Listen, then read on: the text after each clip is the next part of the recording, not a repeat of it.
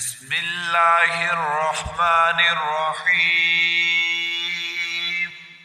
هل أتاك حديث الغاشية؟ وجوه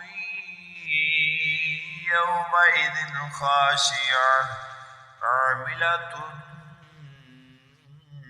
ناصبة تصلى نارا حامية تسقى من عين آنية ليس لهم طعام إلا من ضريع لا يسمن ولا يغني من جوع وجوه يومئذ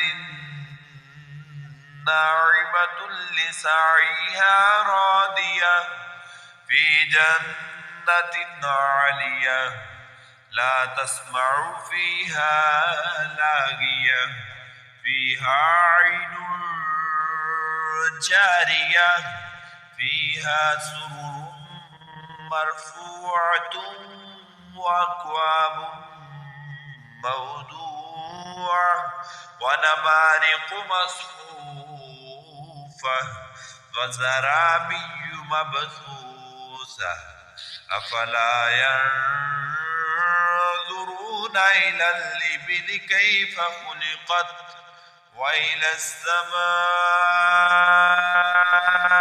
كيف رفعت وإلى الجبال كيف نصبت وإلى الأرض كيف سطحت فذكر إنما